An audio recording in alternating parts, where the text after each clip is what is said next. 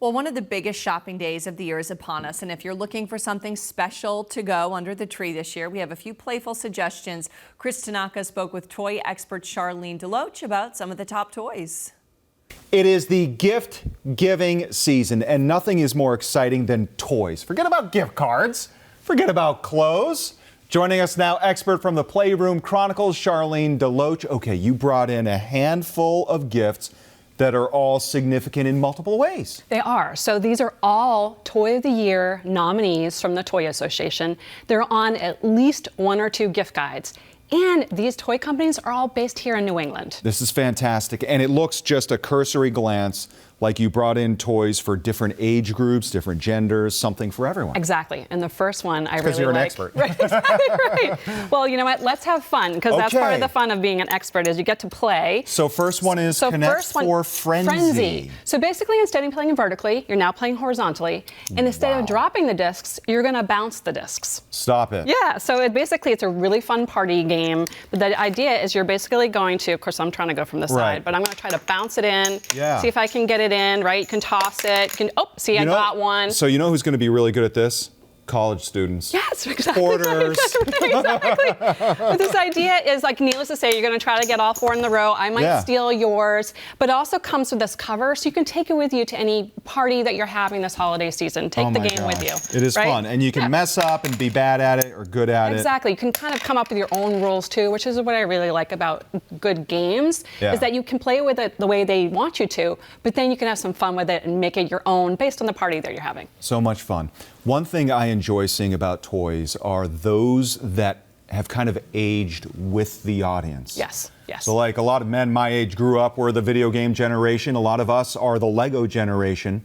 We're not building pieces to play with anymore, but to display. 100%. And I think that's one of the biggest toy trends, like you said, is this play and display aspect of toys. And so, of course, Lego just came out with a Game Boy, right? It's insane. And it doesn't function. It's not, you're not going to be able to play with it, and it doesn't have sights, but it is absolutely gorgeous. So whether you're a Lego collector, whether you're loving video games, whether you had a Game Boy back in the day, this is one of the gifts to give. What I also like about it, it's a pretty easy build. All things right. It's about 2 hours, but it's something like multi-generation can do together, especially if you have that common bond of video games. Video games, and then your kids can make fun of you for how archaic Game Boys used to be. But it opens up dialogue and conversation too, which I think is really fun. Okay, the kids these days love the Fidgets. 100%, yeah. And this is so tactile. Yeah, the Ice Cube from Nido. It's from a company called Charlene. They're based here in Massachusetts. Oh but my gosh. Any sort of fidgets that you can put in a stocking or give to the kids, they're going to want it. They even actually have really fun holiday versions too, like a snow globe that you can squeeze and touch and play with. Squeezy. It's satisfying. But you know what? Also give it to an adult in your life, right? Like the executive, the dad, the mom, maybe something to bring to their work. Right. I mean, why should all the kids have fun playing too, right? We could use some stress relief too. Yeah.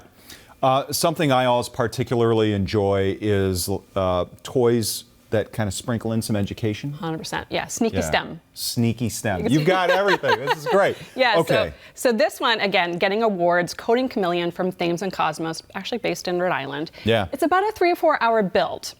And parent assist too, if not 12 and up. What I really like about it is that you have that ability to make something together. And then once you finish making it, it's about a 15-inch chameleon that has articulated eyes and joints. You can actually then have 3 modes. The coding mode, where you can program different things. As a pet mode, where you get to like react to touch. And then of course as a wild mode, where it can change color.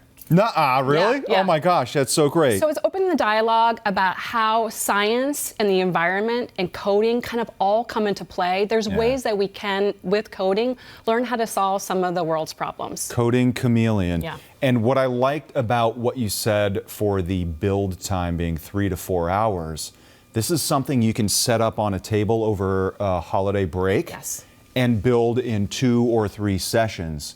And for parents with the kids at home, that's perfect. Exactly, right. And then they have something that they really can play with. But then the fact that there's 3 different modes, it's not a one and done. And I think that's really important with toys today, is you want to be able to have multiple ways to play, because then if you're going to spend our hard-earned money, you want to be able to get a lot of longevity out of it. And this one definitely does that. And there's something that kind of harkens back to the halcyon days, a very simple very cuddly toys as well that you brought in. It's almost like the opposite of the coding chameleon, where it's like less is more and it tugs at your heart. Yeah, social emotional is really, really important. So I think whether you're talking about a 5-year-old or 15-year-old or a 25-year-old, these are really great. This is Mary Meyer, actually based in Vermont.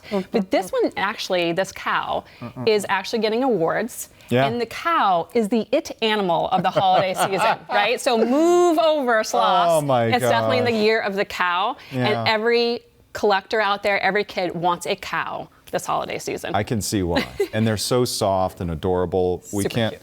And of course, you got to represent the lobster. It's quite a pair. right? Dare I say, a little surf and turf? I'm sorry. Oh, that's a good See, one. I told you I'm an overgrown child. Okay. Now, this is fun, too. Cooking is not just for adults. Kids a lot of the time mimic what we do, and you can spark a love of cooking and culture with this. This is the Melissa and Doug. Melissa and Doug, yeah. Simmer and stir, toast up, place that. So, like you're saying, so what you do is you're going to have, let's pretend, right? We're going to pretend this is olive oil, some maybe fancy seasonings. Yeah. And we're going to sprinkle on it, and now we're going to cook the this broccoli. is just water, This is just water. Yeah, exactly. And so now kids can sit there, they can stir. What I also really like about it. Changing color. It is, yeah. But what I really like about it is look at the type of food. We're talking shrimp, broccoli. Yeah. It's a way to also introduce food to kids who kind of want to.